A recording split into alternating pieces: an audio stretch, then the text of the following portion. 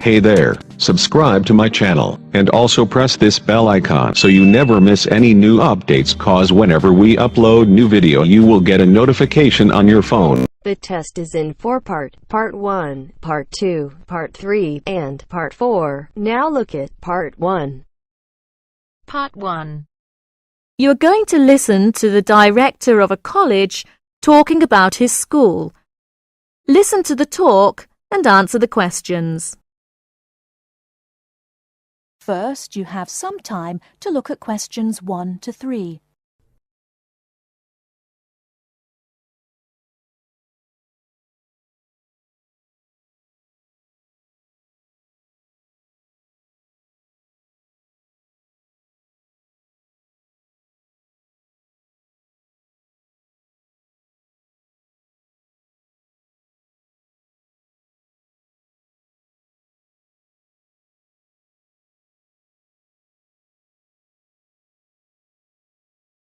Now we shall begin.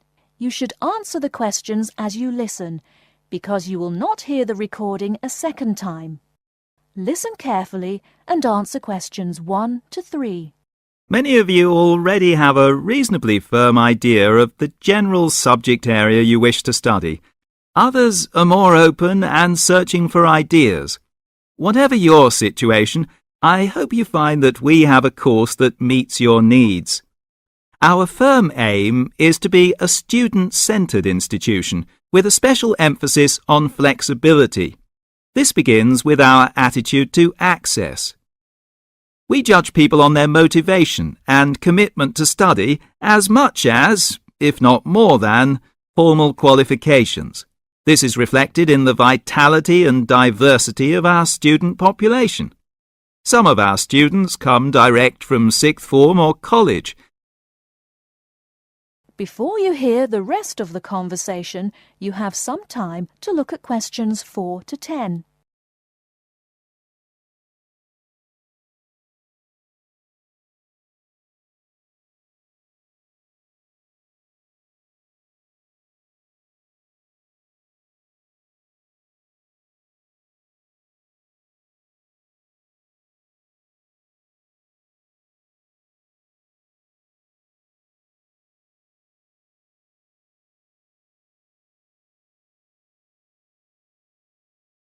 Now listen and answer questions 4 to 10. Others are coming into higher education after a short or long gap from formal education. Some are seeking a specific set of skills with a particular job or profession in mind. Others are retraining or studying to give their careers a new direction or dimension. Some are learning about the very latest scientific, technological and commercial knowledge. Others are stretching their minds on sensitive environmental, social and cultural issues. Even a casual observation of the mix of our student body indicates that we're close to our aim of being a polytechnic for the whole community. To meet our students' needs, we have 500 academic and a further 500 support staff committed to good quality teaching, high standards, and sensitive and sympathetic student care. We have probably the longest experience of understanding and dealing with the differing needs of a diverse student population. I hope you'll find a suitable course at the Polytechnic College. If you want to come to the college and we consider you suitable, we'll do our best to find you a place. And when you're here, we'll work hard to make your experience enjoyable, stimulating, and educationally rewarding. That is the end of Part 1. You now have half a minute to check your answers.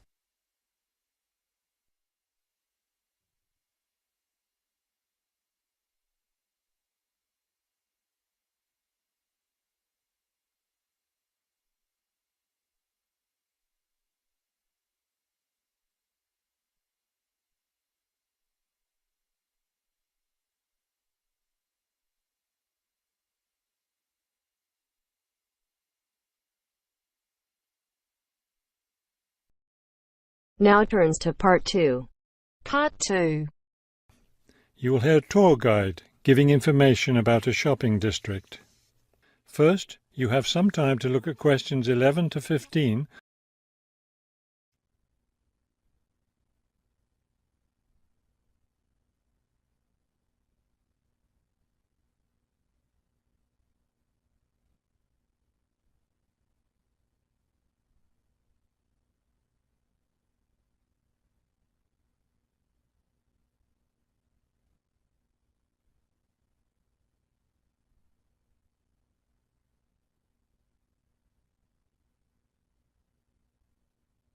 As you listen to the first part of the talk, answer questions 11 to 15. This afternoon, we'll visit the city's shopping district. Several blocks in the area are closed to car traffic, and I know you'll enjoy walking around there. I'd like to give you an overview of the district now, since you'll be on your own once we get there. You'll see on this map here that the shopping district consists of two streets, Pear Street, which runs north and south, and Cherry Street, which crosses Pear Street right here. Let's start our tour here on Pear Street, where the star is. This star marks the Harbor View bookstore. It's very popular among locals as well as tourists. You can buy a range of books of local interest, as well as a variety of magazines and newspapers. It's directly across the street from the city library, which is also worth a visit. It's in one of the oldest buildings in the city and contains, among other things, an interesting collection of rare books. Now, moving up Pear from the bookstore toward Cherry, the next building on the left is the Pear Cafe. You'll notice it's right on the corner of Pear and Cherry Streets. It's a great place to relax while enjoying a delicious cup of coffee or tea. You can talk with friends or read quietly. They have a variety of books and magazines available. From the windows of the cafe, you can look right across Cherry Street for a lovely view of city gardens. It's a rather small garden, but it contains a variety of exotic plants and flowers. Let's leave the cafe and cross Pear Street. On the opposite corner, we're at Caldwell's clothing store, which you might also want to visit. They sell both men's and women's fashions from countries around the world. Continuing down Cherry Street, the next building on the right after Caldwell's is the souvenir shop.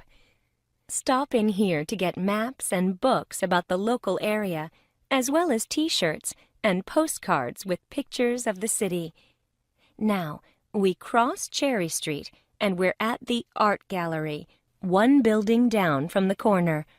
Here you can see, and of course purchase, many fine paintings and sculptures by local artists. Let's keep going down Cherry Street toward the harbor. On the left, right after the gallery, is Harbor Park. It's a lovely place, and it's certainly worth spending some time there. Before you hear the rest of the talk, you have some time to look at questions 16 to 20.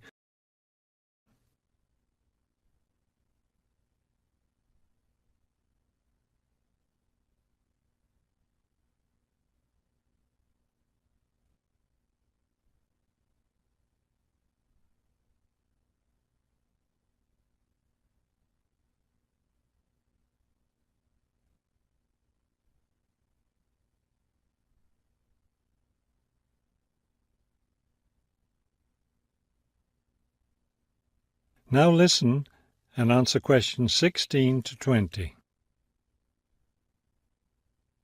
Harbor Park was built on land donated to the city by Captain Jones, a lifelong resident of this city.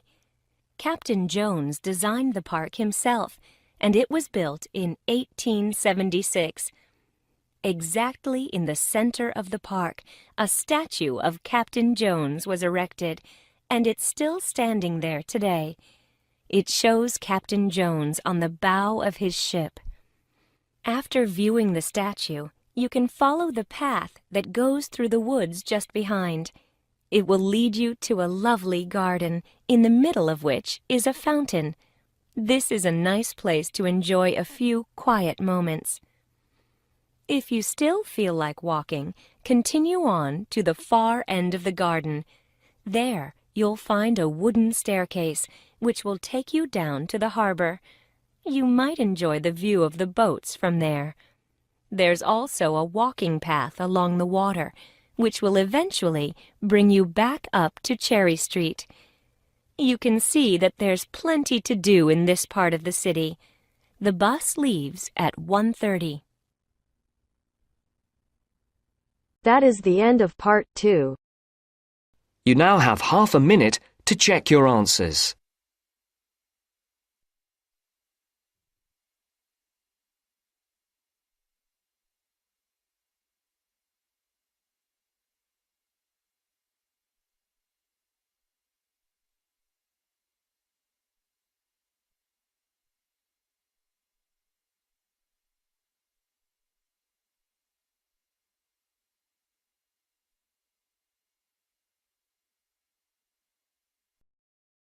Now turns to part 3. Part 3. You'll hear a lecturer talking to students about sport in Ireland. First, look at questions 21 to 23.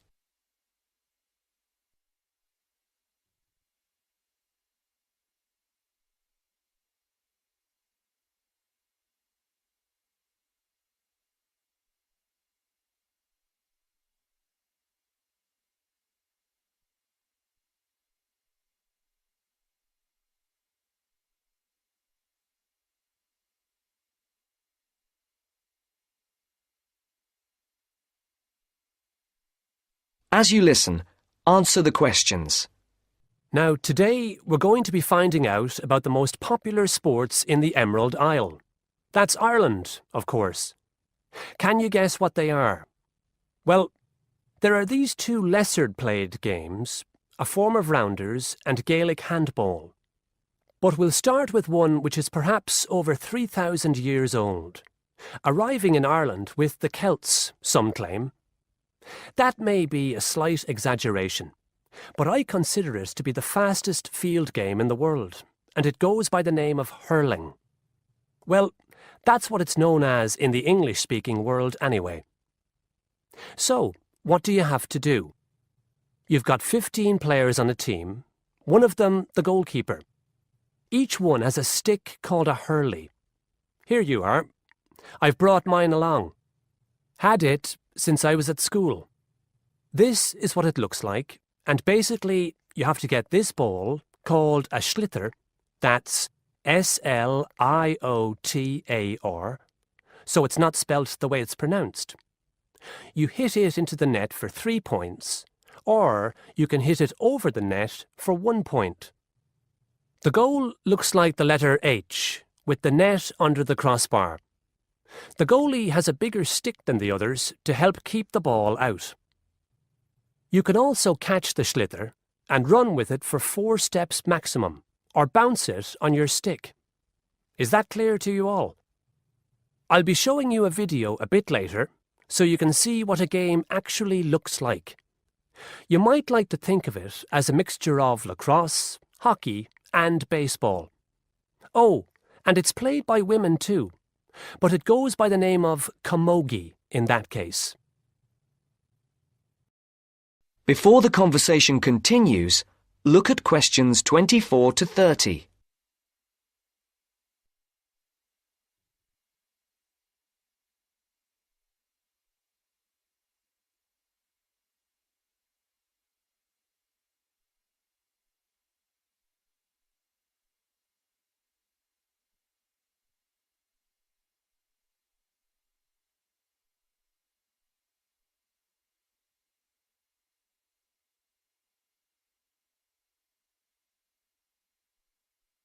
Now listen to the second part of the discussion. I'll give you a bit of the history, shall I now? Generally, the golden age of the game is considered to be the 18th century. But systematic rules were first agreed and drawn up at that great shrine of learning, Trinity College Dublin, in 1879, founding the Irish Hurling Union, closely followed just a few years later by the formation of the Gaelic Athletics Association. With greater organisation last century, the All-Ireland Hurling Championship got off to a flying start, and I'm proud to say that my own native city of Cork has won more than 20 titles over the years. But then, so have Kilkenny and Tipperary. Is it only played in Ireland? No. Well, it is the only country with a national team at the moment, but you may be surprised to discover there are hurling clubs in London, as well as in America and Argentina, to name just a few. The other game I'd like to take a little time to introduce you to is Gaelic football, which is played on the same pitch as hurling with the same number of players, but there's no net. You just have to get the ball over your opponent's goalposts, and you can do that by kicking or punching the ball. However, you're not supposed to do that to the players, I might add. Imagine it as a combination of soccer and basketball. But in my opinion, it's a more exciting spectacle than either of those. Excuse my bias, if you will. It's also very popular with women. In fact, there are more women's teams than for any other sport. Whether despite or because of the physical contact involved, I wouldn't like to say.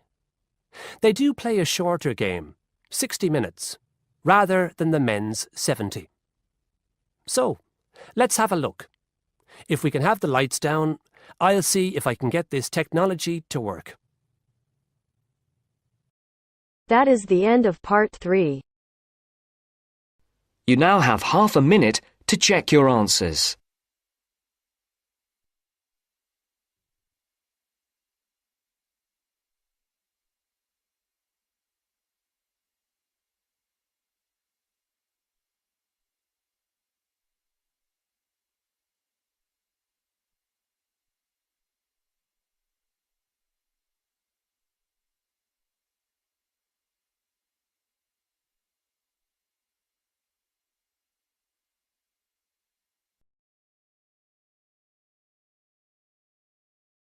Now turns to part 4. Part 4. You are going to hear a talk about universities and colleges in Britain. As you listen to the talk, complete the notes below. First, you have some time to look at questions 31 to 40.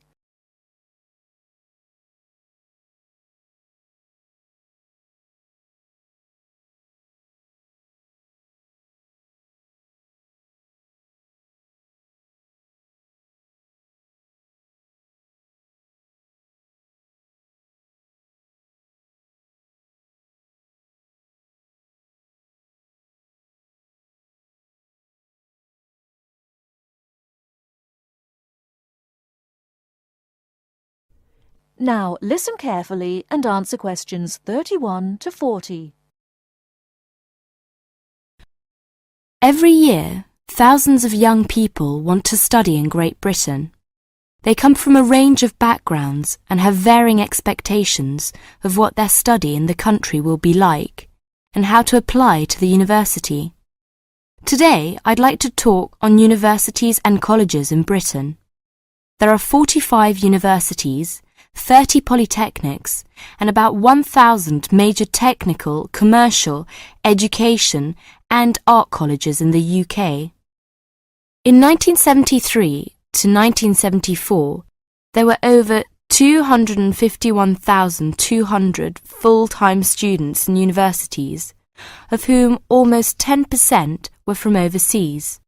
A total of nearly 276,350 students attending full-time courses in establishments of further education, and about 130,270 in colleges of education.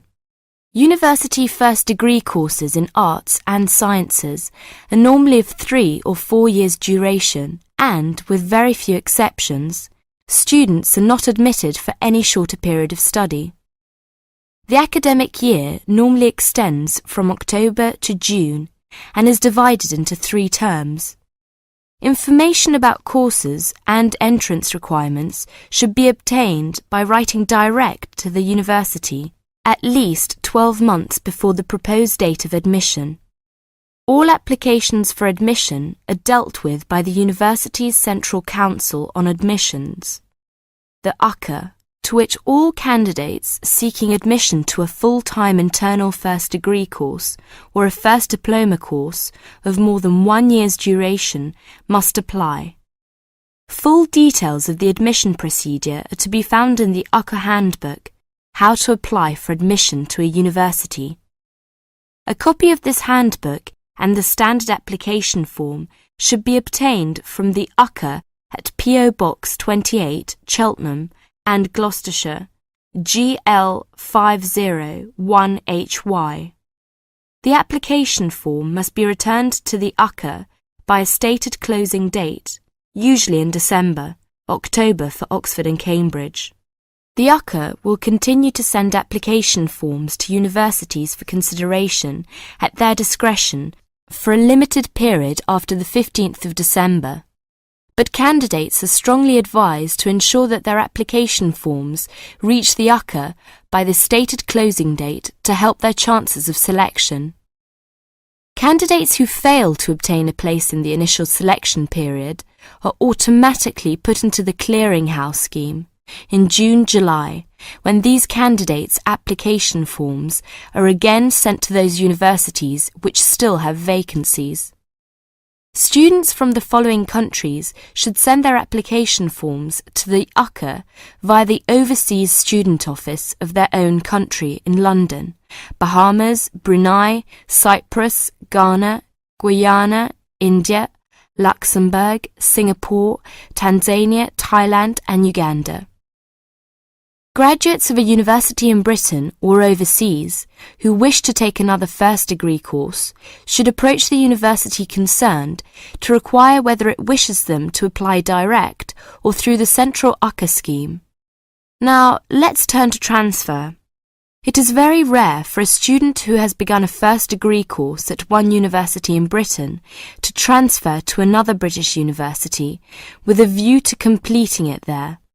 And there is no provision for the automatic granting of credit for university studies already undertaken. Students who have already completed some university-level study should make inquiries directly with the individual university.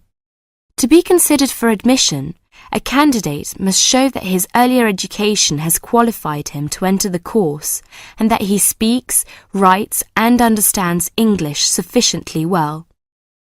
The usual minimum qualifications for entry to a first degree course in a university are good passes in the General Certificate of Education, the British School Leaving Examination, either 3 passes at ordinary level and 2 advanced level, or 1 at ordinary level and 3 at advanced level. A certificate which gives admission to a university in the candidate's own country will be taken into consideration for admission to a British university, but a university may still require passes in some subjects of the GCE, or an equivalent examination. It should be noted that possession of the minimum entrance requirements does not guarantee admission. Selection is competitive, and each application is judged on its merits. The British Council offices overseas and the Schools Council, 160 Great Portland Street, London W1N 6LL, are prepared to offer advice on the acceptability of specific overseas qualifications in place of the British General Certificate of Education. A copy of the original certificate and, where appropriate, an approved translation should accompany all inquiries. That is the end of part 4. You now have half a minute to check your answers.